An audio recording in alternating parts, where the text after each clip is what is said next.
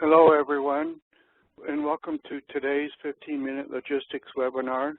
Our topic today is performing to audit standards, and we're going to look at a document today that's put out by finance that they use when they're performing audits on the disaster relief operations. So we're going to take a little bit of time today to go over that document with you. I'm LV Spencer. I'm your host today.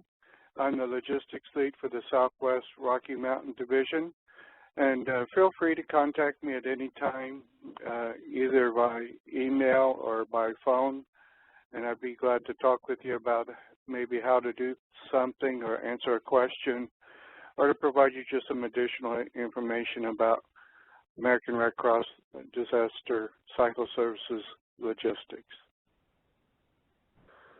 One of the first slides I want to look at today is what we do.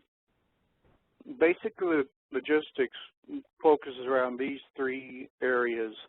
One is on customer service, is that we try to provide to our customers, which in logistics is the other groups that we support, so that they can in turn service the customer. But good customer service to them is making sure that they get the right item at the right time. So we have to provide everything, all of our items and service to them in a very timely manner. For the donor, one of the things that they're looking for is that we're doing things at a very reasonable cost. We want to be good stewards, so they donate $1 to the American Red Cross. So we have to obtain our resources and our items at a very reasonable cost, and oftentimes that means to the lowest cost. So we have to keep that in mind. And then the third thing that we do is maintain accountability.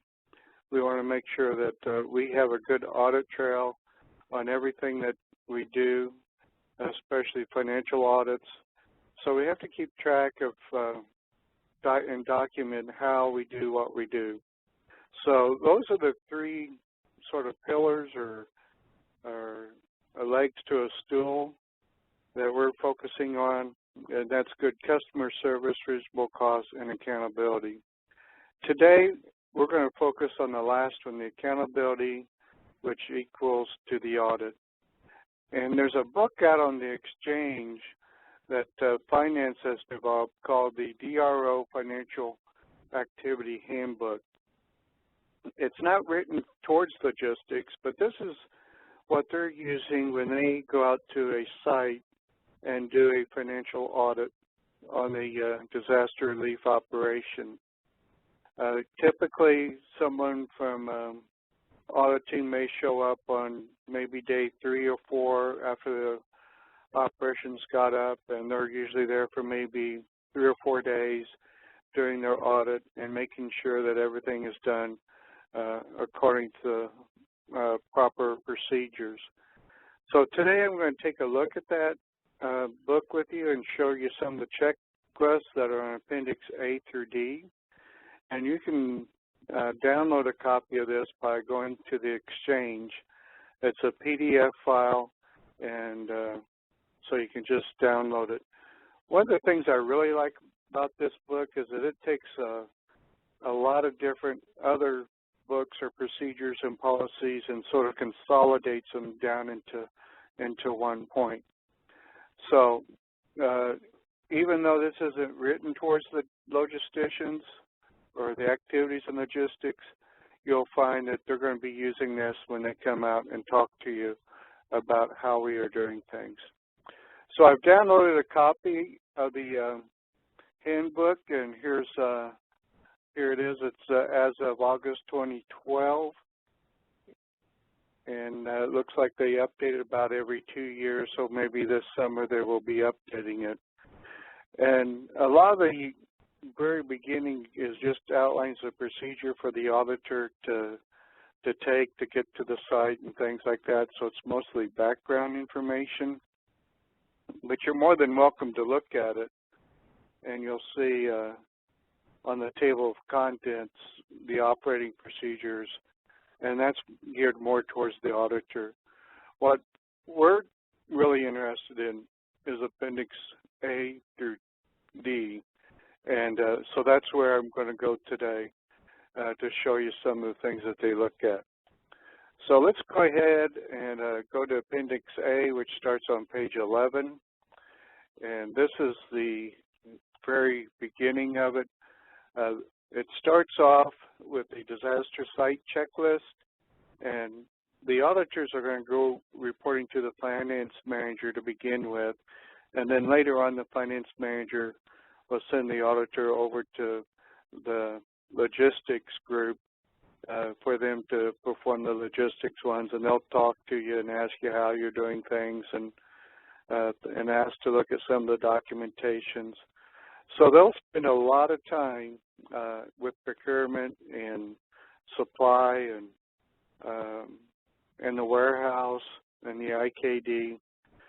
Not too much time with transportation or facilities, but a lot of time with purchasing and supply activities. So we're going to go down and start getting to the checklist. And this is the first checklist that starts on page 13 of 43, and it starts off with procurement. So it's all dealing, in this case, with the requisitions. And one of the things that they're going to look at is to ensure all the requests for resources are documented, approved, and concurrent with the service delivery plan. We want to make sure that what we're doing is in accordance with the service delivery plan. They're going to look at and make sure that we're ordering or processing orders that support the service delivery plan. So these are some of the things that they're going to be looking at. If you go on down here, there's some interesting ones. They want to make sure that there's a segregation of duties between preparer and approver. And basically what that's saying is that on the 6409, the person that prepares it cannot be the approver. And is each requisition properly approved according to the program guidance? So are the approvers on the 6409 authorized to be the approvers? And you can go on down here and see each little item that they're looking at. Is a log of all requisitions being kept. So what does that equate to? That equates to the DLC tracker. So are all the requisitions being put into the tracker system? And I clicked on the wrong button. And then the last thing is all orders over 5,000, have we received competitive bids? If not, is the sole source justification form completed? And I'll show you later on where you can actually buy things over 5,000 and not require a sole source justification. And that'll be later in the presentation. So you can do a self-audit by just going down through this and making sure that you're doing the proper procedures as recorded here. Then on the page 14, it talks about the P cards. And they want to ensure that all purchases are correctly requested, documented, paperwork matched up together. Are we keeping copies of all the P card receipts? Is the sales tax being excluded? So again, this is just a checklist for you to make sure that they're keeping track of all the P card purchases. And then we get into inventory management.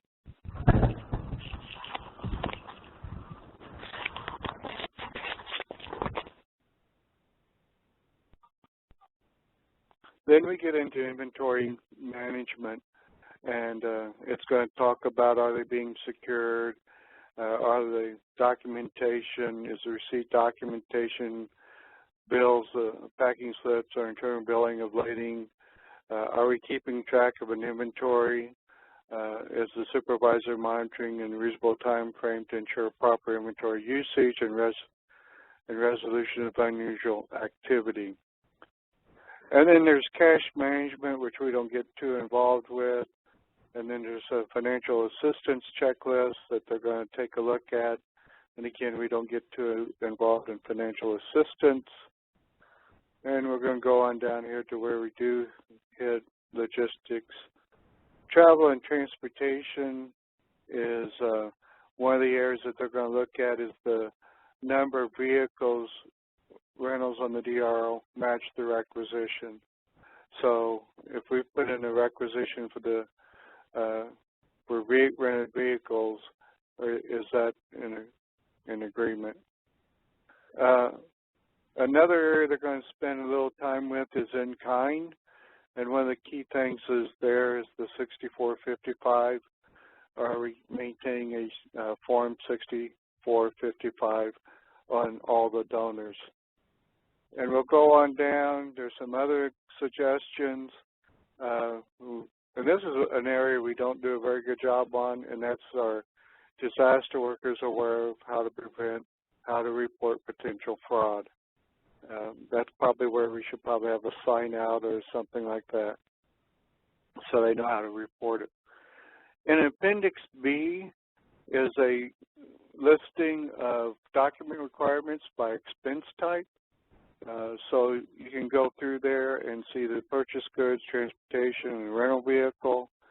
But up here under purchase goods, it talks about evidence of competition of sole source justification if no national contracts exist for purchases over $5,000. So that is sort of contradictory to another thing. So if you're buying over, the way I take it, if you're buying over on a national contract and it's over $5,000, you do not need competition or sole source justifications.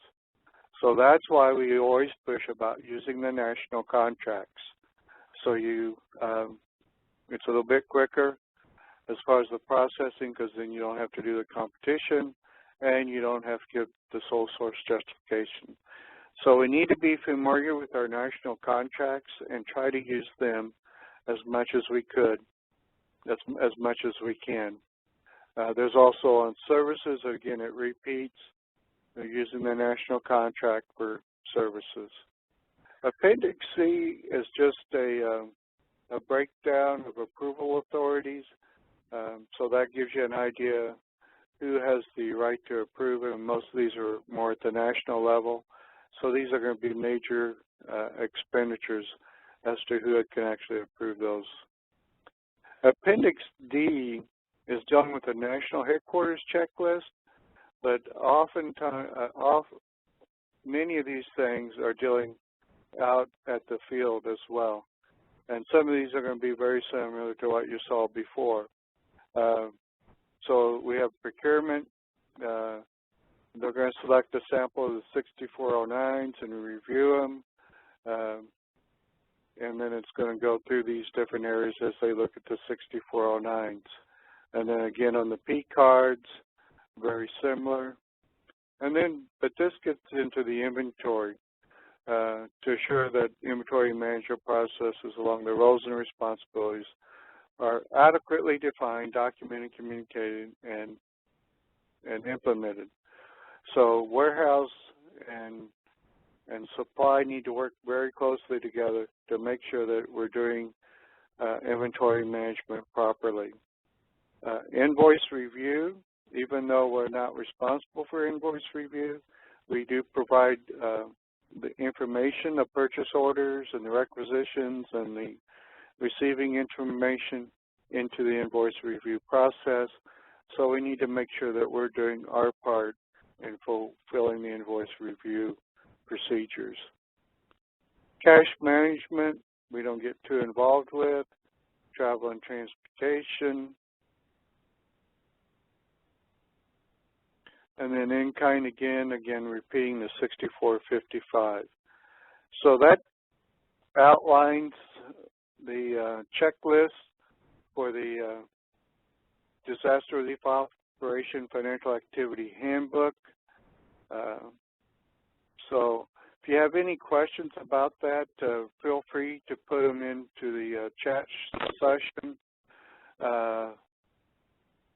And I got a question here in the chat session. It says, if a local contract has been approved by national, do you still need a sole source justification for purchase over $5,000?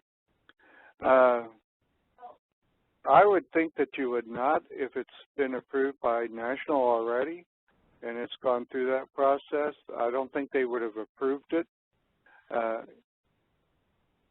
if it was over 4,000 or 5,000, or they would have rejected it back and would have already asked for the sole source justification. National should have been checking for that as well. So I would say no, but we can always ask that question at national to make sure it's correct. One of the things that we always try to do when we look at purchasing is always use our national agreements where we can. And then if we can use GSA schedules or contracts, we want to try to use those. And we may have a future webinar regarding GSA schedules or contracts. And then we also want to try to use our local vendors as well so that we can help the economy. Okay, I don't see any more questions in the chat panel, so I'll go to the next slide. And we're going to just briefly talk about our future topics. Next week, I want to talk about the DLC tracker system that Supply uses and get you a little familiar with that. And then you'll see on the screen some additional topics. And if there's any other topics that you would like for me to cover, just let me know. We'll send out an email regarding future webinars. And this finishes the formal part of the webinar. I want to thank you for those who joined us.